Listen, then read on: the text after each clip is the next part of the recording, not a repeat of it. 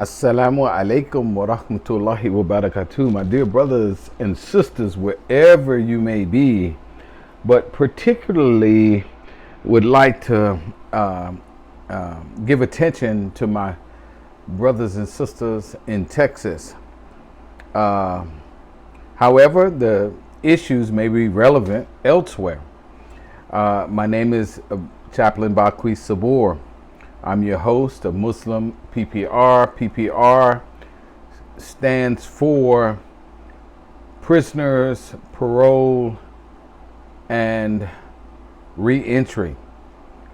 Now, what I have to say today may not be specifically on the topic of parole or prisoners or reentry, but it's definitely relevant because I want to speak to a little bit about poverty and being poor and stuff like that.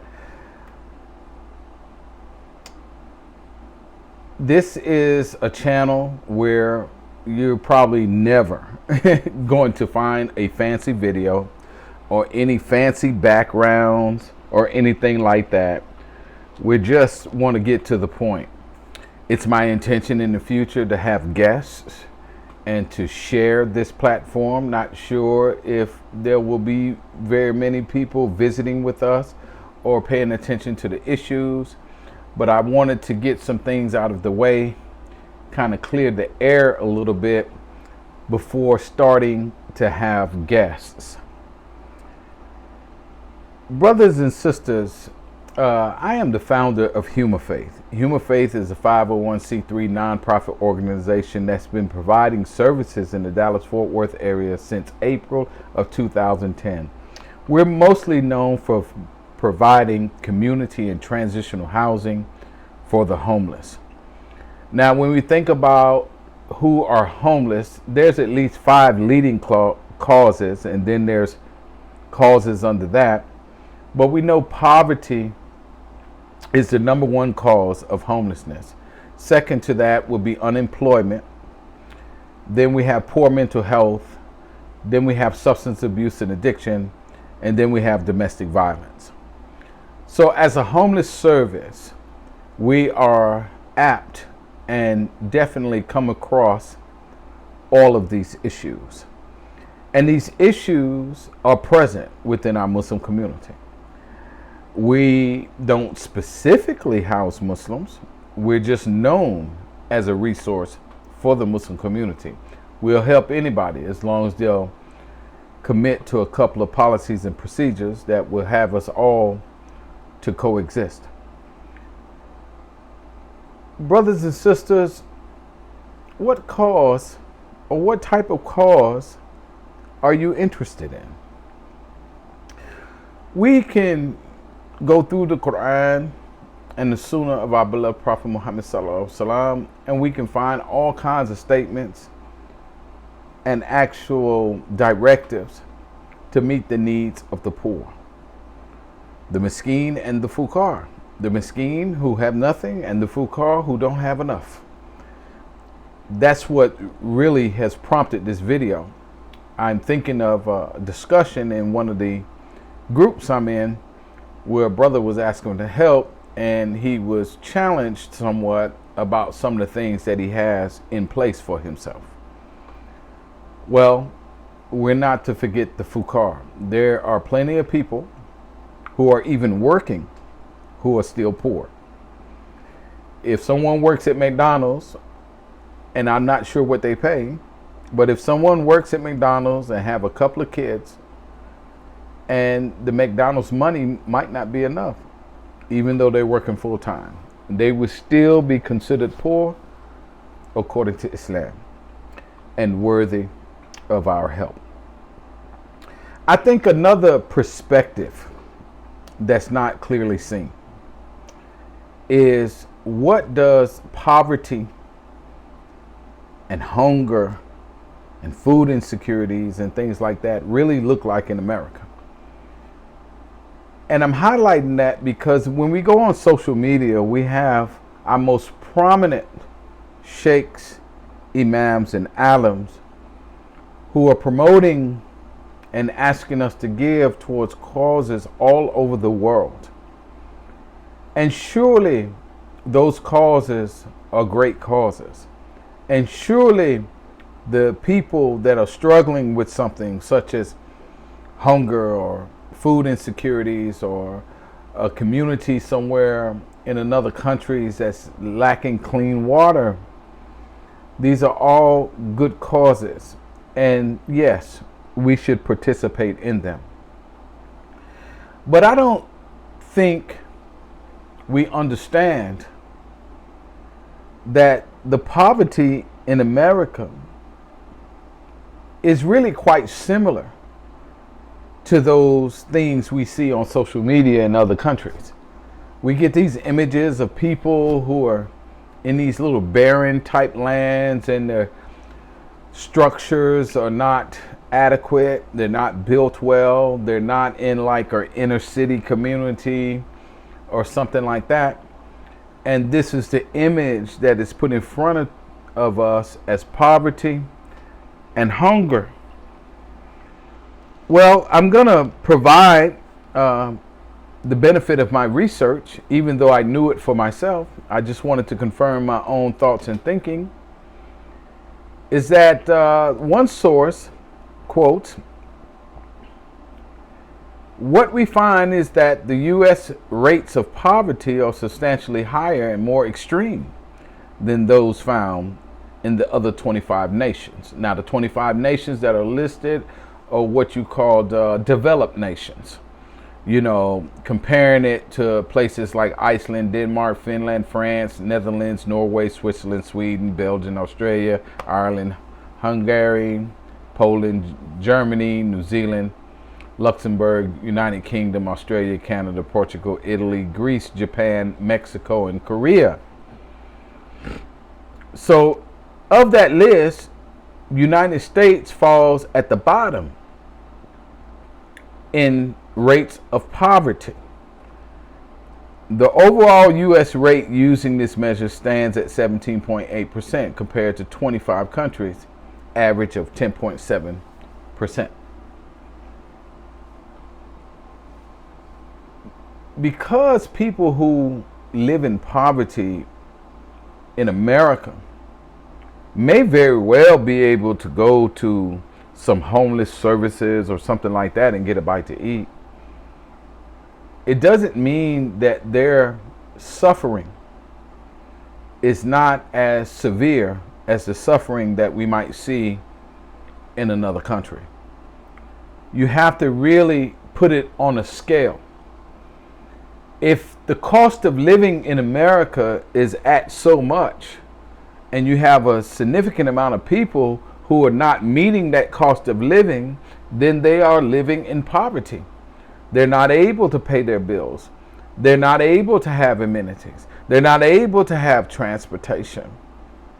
You know, the suffering is equivalent to the images that we are seeing on social media. I'm not trying to downplay the suffering of anybody else in another country. But if they were not, or if people in those countries, underdeveloped countries, were living at or above the poverty level, it may still look like poverty to us in America, if you understand what I'm saying. So what does poverty really look like in America? And those are the things that I think we need to take under due consideration. It's perceived that all Americans are nourished when we have a significant number of people in America who are food insecure, especially children. They count the children in order to identify the families. If the child has a food insecurity, or if the child is hungry, then it's already understood that the entire family is hungry. That's why they use data or count the data a lot towards the children. And then there's racial disparities in all this. When it comes to America, African Americans are going to be at the higher percentile of these cases. lagging behind or right equal with African Americans are going to be Latinos in these situations. I'm bringing these things up because I struggle with my own organization and in trying to make appeals to the community, and just scratching my head sometime as to why we don't get the aid and assistance that we think, or the attention that we think we ought to be getting, because of the population that we are serving. Another note, orphans. I don't have to go through it. Everybody knows. If you're Muslim, you just know what Allah subhanahu wa ta'ala tells us about taking care of the orphans. That's another issue. And we see social media just plastering those causes about orphans that are overseas, not taking into account the number of orphans that actually exist in America. The American English, or the American culture, for lack of better expression, has done away with the terminology of orphan. So as a Muslim, we have to think about yatim. We have to think about what Allah, or how Allah subhanahu wa ta'ala describes an orphan, using the Arabic term yatim. Getting into the etymology of that term, it describes something or someone that's been cut off from his natural resource, right? And there seems to be a consensus amongst Muslims and its scholars that an orphan is one who has lost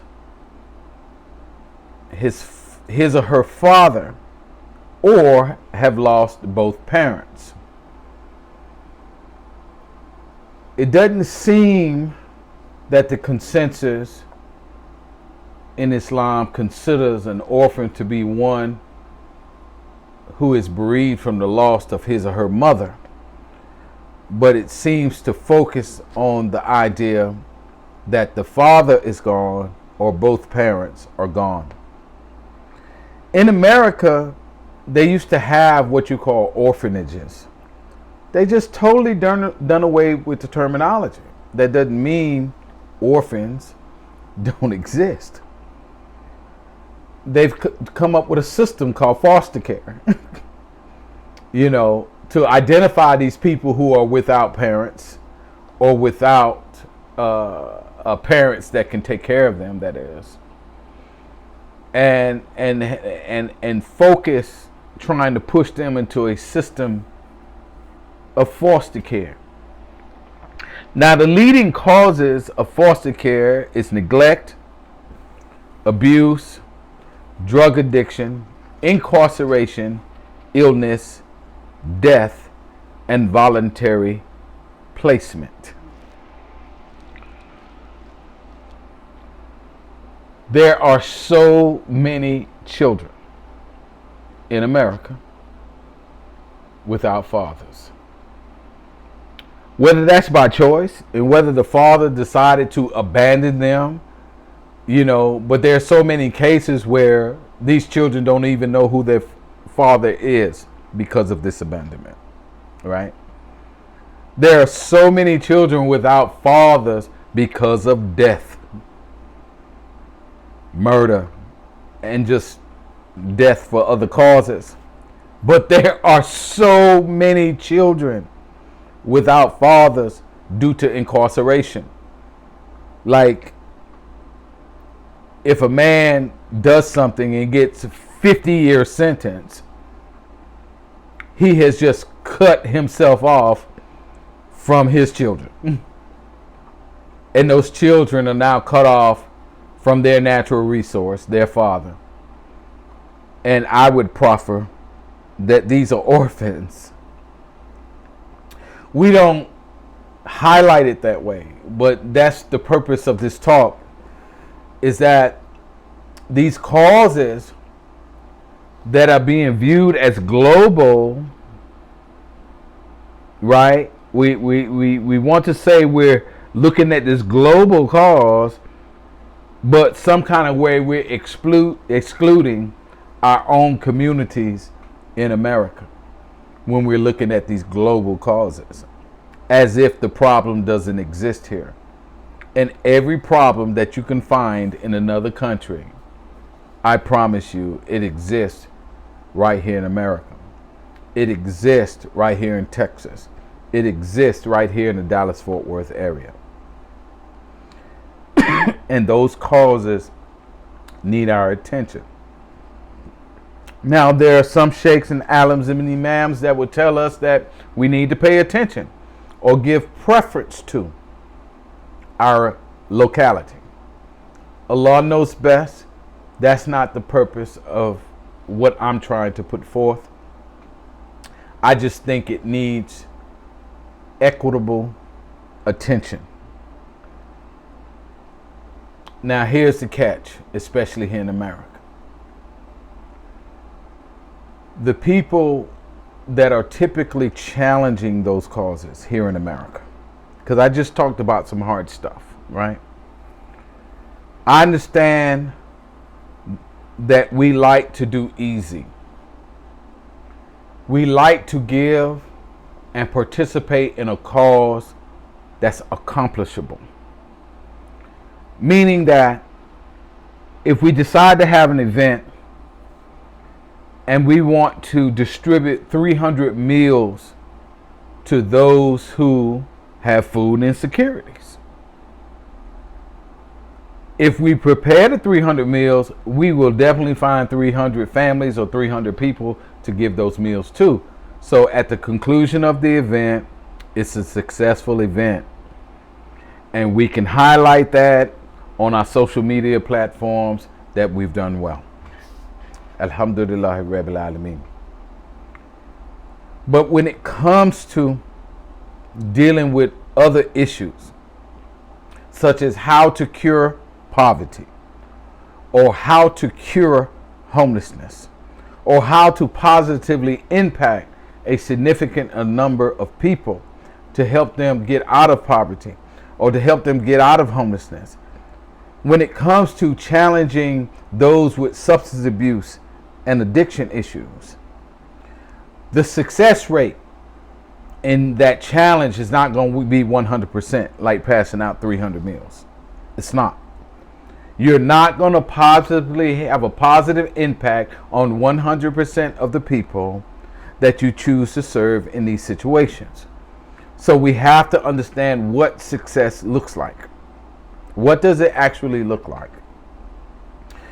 50% of the people have been helped or have succeeded. Should we measure that as success? 60%, we're not going to get 100%. Poverty will be with us always.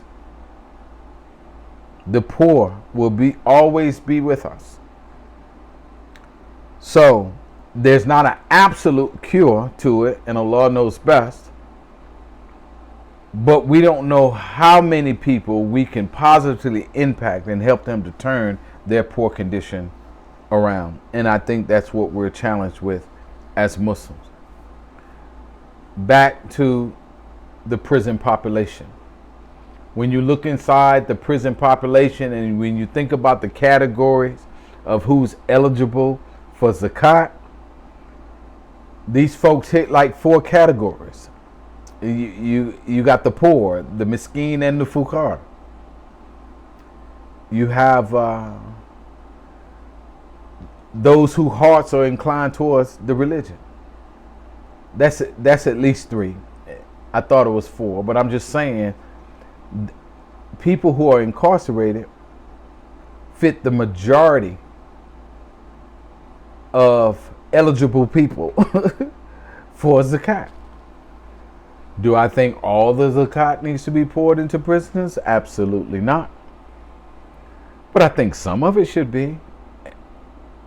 And in my experience, 10 years in Prison Dawah, I don't see where any of it is. Except for here recently, for special occasions, alhamdulillah Rabbil Alameen, special Ramadan meals, Eid meals, that kind of thing, alhamdulillah Rabbil Alameen. But we need to do more for the prison population. We need to do more for the inner city population. And I just think those of us that work in this space are neglected. Now, of course, I want to let you know that I do what I do because I'm a transcendent of most of these issues. I come out of most of these issues, if not all of them. And my father instilled in me something when I was young. He said, never forget where you come from. So I find it my moral responsibility to reach back to the population from which I've transcended, to try to be helpful, knowing that I was able to climb out of it. I just find it my moral responsibility to help someone else get out of that. But in this struggle, in this 13-year struggle that I've had in doing that, I've had like very little response from the Muslim community. Now, let me just keep it real. There was a time, especially in the beginning of HumaFaith, that I sat down with everybody. Whether you were Muslim, Christian, it doesn't matter. I sat down with you. But I'm discriminated against because I'm Muslim. The Christians are not going to support me. The Christians are not going to financially support me because I'm Muslim. How do I know this? I've been told this directly to my face. One of the largest churches in Dallas is First Baptist Church. Takes up about 5 blocks of downtown Dallas. It's a high-rise church. I went to the outreach department to get some help because I was housing some Christian guys who needed a modality for substance abuse and addiction. Well, that particular minister or reverend, he volunteered his personal time to deal with that. But every time I tried to get support, like for the bills of the house and all that kind of stuff, he finally just told me. He told me straight up. He said, Baqui, I'm here to help you in the capacity that I can, but the church is not going to help you because you're Muslim. So I've been told this over and over and over again. And that's okay because I choose to remain Muslim. But then I turn to my Muslim family and I get very little response. I don't know that this message will change anything in getting that response. But giving our brothers and sisters, giving our ummah the benefit of the doubt, I'm trying to shed light on a few things that I think that we're not taking into consideration about these populations. That it would be unfair to compare these populations to some populations in another country, an undeveloped country or something like that, and don't see it as equally important to address. Because it is. And again, the racial disparity. I mean, I don't want to go through all this data, but African Americans are in last place at everything. I mean, the highest poverty rate, the highest hunger rate, and both of those things breed crime. No matter what people want to say about inner city or African American communities and crime and stuff, though, that's what breeds crime. You want to be a crime fighter? Help the people. Help the people with hope. People need hope. People need to see that someone cares. And they need role models. They need role models. You, whoever's listening to me right now, what African American role models do you have?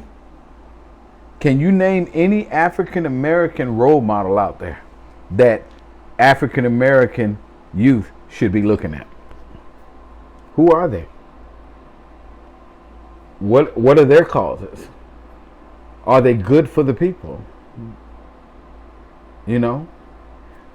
I proffer that the best role models for them are going to be the Muslims. There's proof to this from the old guard back in the day when, there was a group that looked like Muslims and talked like Muslims, but they had a very positive effect in the inner city and African American community. Brothers and sisters, this is not a direct appeal. I'm just trying to bring some things to our attention. And in my humble opinion, we need to bridge the gap and do better. We need help. African American Muslims, inner city Muslims, Latinos included, we need help. Just think about it. My son's 11 years old. I would love to send him to an Islamic school, but where I'm going to send him? I live in the inner city. I'm like 5 minutes away from downtown Fort Worth. What Islamic school is available to me that I can afford? That I can actually afford? I have nowhere to send him for that. The Islamic schools are remote to me. They're in suburbs of Dallas and Fort Worth. They're not even in the city limits of Dallas. They're not in the city limits of Fort Worth. They're in the suburbs, in the more affluent communities, which is fine. Alhamdulillah Rabbil Alameen. But can we get action? Can we get action to send our kids to Islamic school and get an Islamic education? Those of us that desire to do so. Maybe we can make the commute if it was affordable. But since it's not affordable, making the commute is out of the question. But the commute could be a problem for a lot of people. In the past, I have proposed to institutions like this to offer inner city masajids weekend school, to no avail. But that's the suggestion that I made. If we can't have a full-time school, can the institution offer weekend school to the masajids in the inner city? We need help. Our brothers and sisters that are incarcerated, they need a lot of support. They need a lot of help. I can go on and on and on about the travel distance to these prison units, how big Texas is. And wallahi, right now, today, my total sponsorship dedicated to Prison Dawah is $40 a month. $40 a month. That's two people who have pledged $20 a month towards Prison Dawah. Anything else that's going to be done, if it's going to be done, I have to cry and ask and beg and appeal if it's going to be done. I made this video today because I'm a little hurt. Today was a day that I was supposed to visit a women's unit. I was supposed to visit another women's unit tomorrow. I just did not go to the women's unit today, and I rescheduled the one for tomorrow. I'm tapped out. And but I hope y'all get the overall picture that we have populations right here in America that need your attention, that need to be served. And I don't think we're going to have an excuse in Yom Kippur for neglecting it. May Allah subhanahu wa ta'ala guide us all to the things that please Him. May He forgive us of our shortcomings, and whatever good efforts that we are involved in, may He manifest them many times so that those efforts will actually push us into Jannah, and maybe some of the best parts, the Firdaus. Ameen. Assalamu alaikum wa rahmatullahi wa barakatuh.